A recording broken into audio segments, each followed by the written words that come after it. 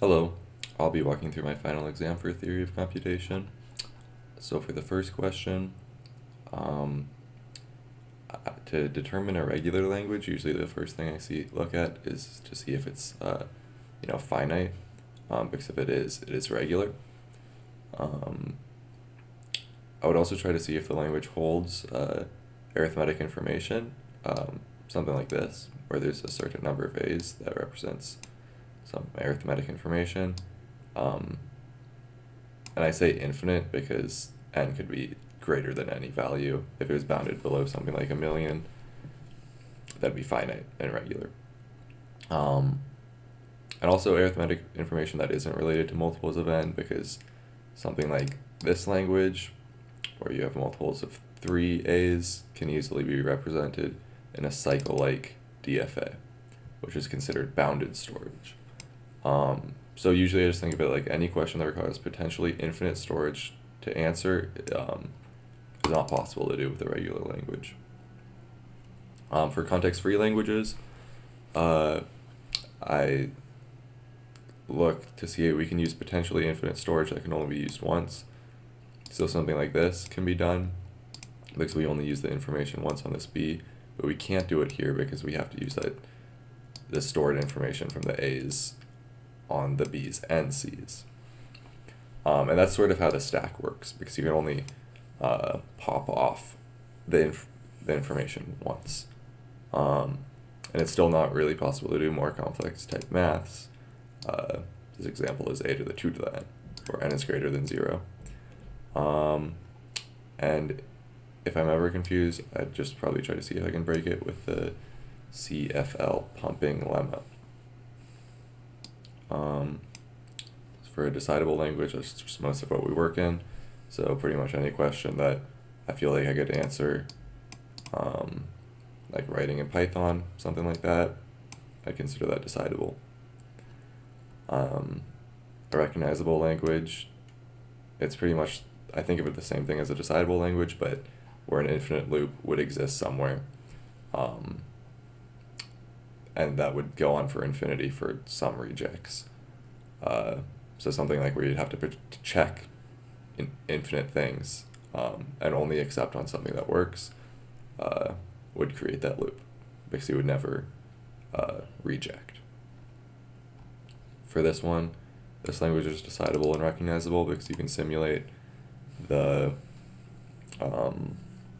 DFA-M and then just run BABA on it, return that result. Something like this is only decidable. It's not context free because you have to store that information over these 3 letters, A, B, and C, where it all follows this pattern.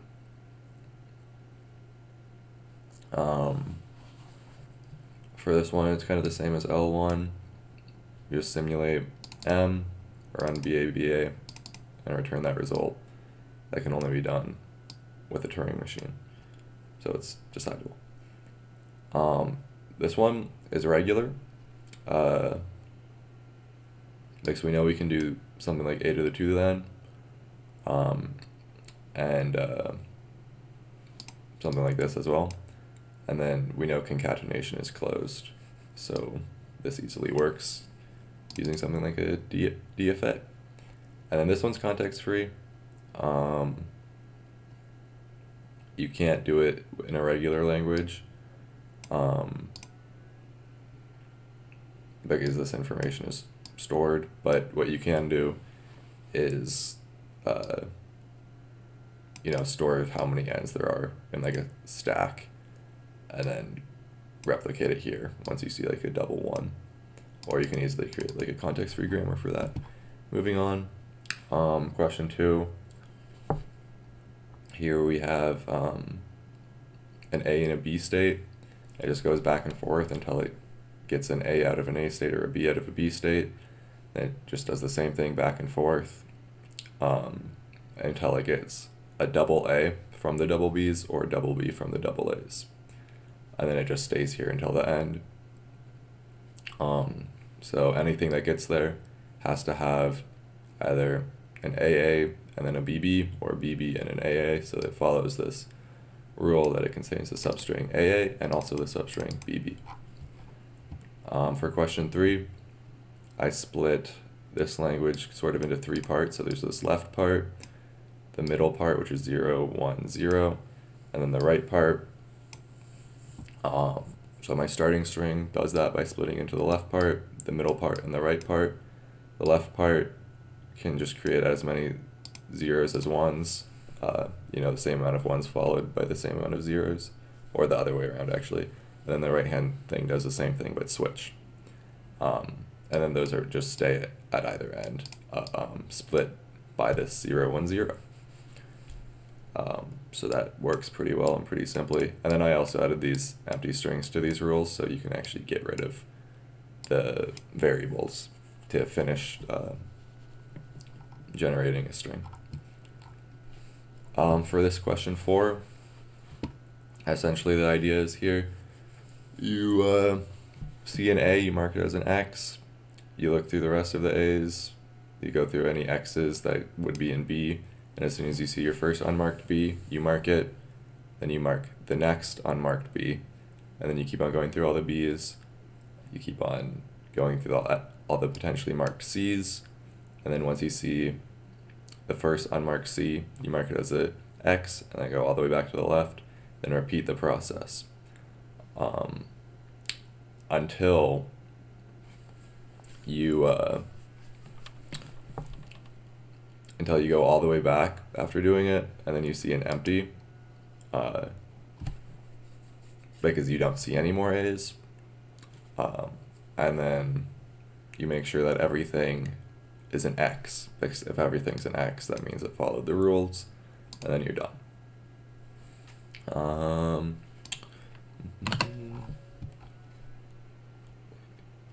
Here we go. So I did the tiles transitions.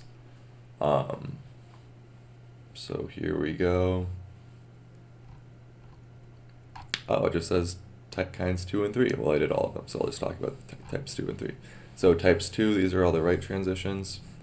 So, if you see it, you're at Q0, you see an X, you just stay at Q0, but you move right. I won't go through all of them, but, something like this. You at Q2, you see a square, you go right, and then you head to Q0. And then it's the same idea for all of these, it's just all the right transitions. For these, each of these represents a specific left transition. I just split them up because you have to make 4 for each left transition. So something like this one, if you're at Q1 and you see a B, you mark it as an X and go left to Q2. So you're at Q1, see a B, you mark that B with an X, and you go left. And then I did that for A's, B's, X's, and squares. And then it's just the same pattern for all the left transitions. There are 5 of them. And then there are these 9 right transitions. And then these are just the same as always. Here we go. I wrote a polynomial time verifier for partition. So it takes an S, which is this S, and it takes in A and B, where A is supposed to represent this subset and B is supposed to represent this subset. So the first thing I want to check is if A plus B is not equal to S, we need to reject it, because that means that it's not, that means A and B are not sets of the partition of S. And this can be done in polynomial time, this part. And in fact, it can actually be done super fast if you're doing it in something like Python, where all of these operations are like using hash tables. So that would be pretty fast actually. And then here we just add everything in A up. find the sum, and we do the same for B, where we add everything in B up, and we see if they don't equal each other, reject, because that means it doesn't follow this rule right here. But if they do equal each other, perfect. That works because we have a partition and such that they equal each other, or their sums equal each other rather. And this can totally be done in polynomial time because it's just one loop going through part of S, and then another loop going through the other part of S. Here we go. Question 7. The last question here. I did part A, so I set it up. We got X is not X, Y not Y, Z not Z. I just made each of these into their little triangles, connected up where they're supposed to be connected to. And I saw that false, false, false would work for, X is false, Y is false, Z is false, does satisfy this. So I knew I had to make this X part of the subset.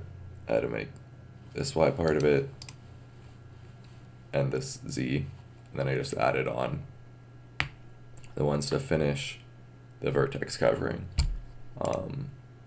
And I did it with few enough nodes, so totally works. This problem is satisfiable, or this phrase is satisfiable, and correspondingly